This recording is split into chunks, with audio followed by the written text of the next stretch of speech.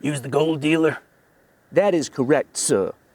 You give me gold, I give you money at a fair and reasonable price. Well, I reckon you best prepare to be dazzled. I just found the mother lode. Well, we shall see. This certainly is gold. Not some cheap plastic ordered on Amazon. Sorry, I mean from the Amazon. But I'm not going to be swindled by you. I'm going to determine a fair and reasonable price using principles from the Federal Acquisition Regulation. And as I go through this with you, I am going to talk loud, just in case there are others listening who may need a lesson on fair and reasonable prices.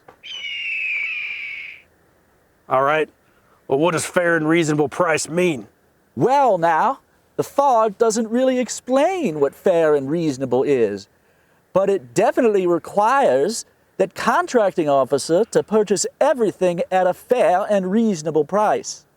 It says this in FAR Part 15, Part 13 for simplified acquisitions, Part 14 for sealed bidding, and it mentions it in Part 12 for buying them shiny and new commercial items.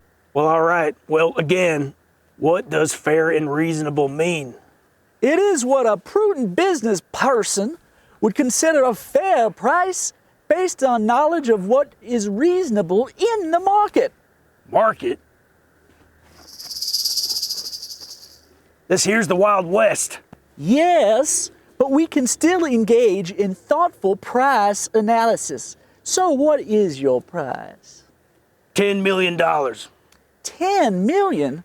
That seems high, but no fear.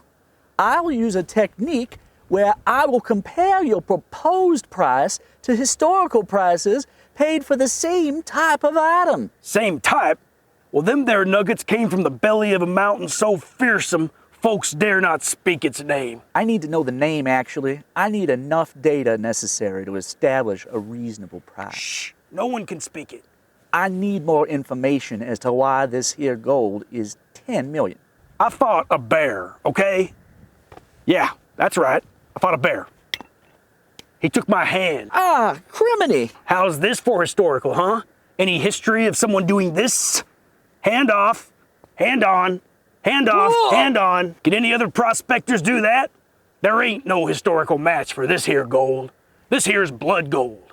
This here's bear gold. Well, the FAR does provide exceptions, and gold transactions have to have a valid basis for comparison and should be adjusted based on different conditions.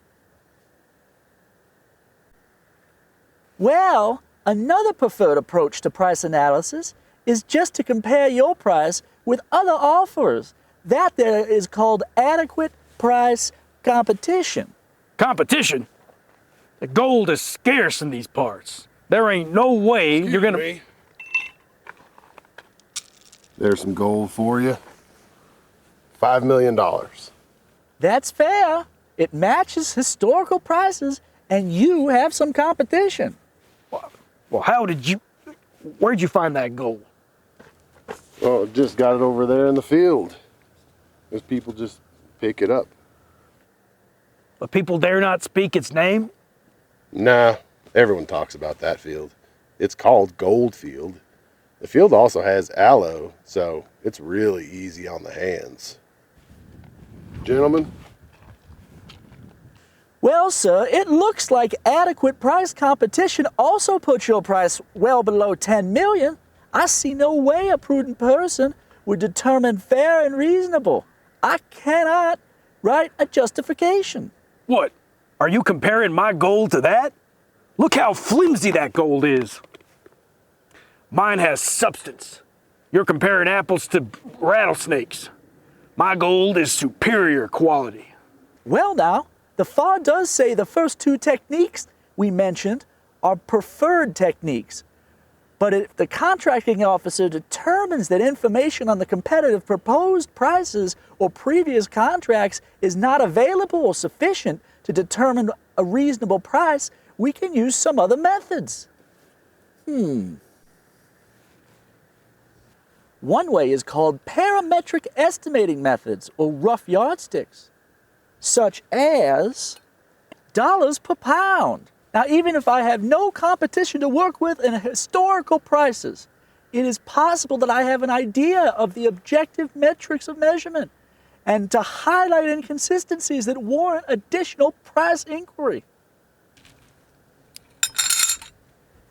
Well, I'll be. It looks like you might be right. This is much heavier than the usual gold. Hey, wait a minute. Get your hand off that scale.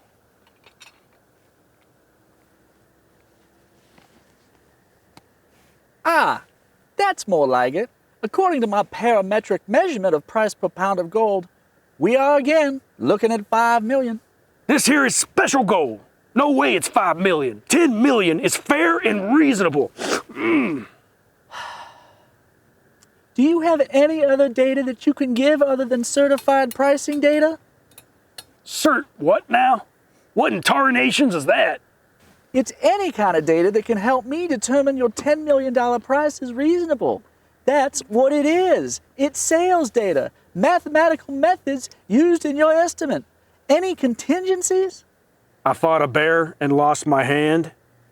Well, let me compare with my own independent government cost estimate, or askASI. I suppose we should make another video on how to create one of them things. I reckon maybe you should not be in that one. But anyway, your $10 million price is 90% higher than my askASI, so that doesn't help you either. What's an icy Jeep? Final two mentioned in FAR subpart 15.4 and subpart 13.1 requires some additional market research, and I'm glad we live with the modern conveniences of the 19th century. We have modern ways of researching the Wild West. This here is information at our fingertips. Oh, sorry, at our disposal. So let me look at this newspaper here. One method is to look at the prices for same or similar items. Another is to look at the published price lists. Well, slather me up with bacon jelly and call me Susanna. This here industry price list includes a premium for gold obtained by fighting bears. Extra $3 million premium for gold that was mined from a mountain folks don't dare to speak of? And where prospectors lose their right hand after fighting a bear? This rare specimen is referred to by the experts as bear gold and is highly sought after. I told you. Well, sir, I apologize. This type of gold is very special and in the best interest of the government. Now, based on the premium proposed here, I'll add $3 million to that $5 million. Could we get a revised proposal? Let's make it 8 million.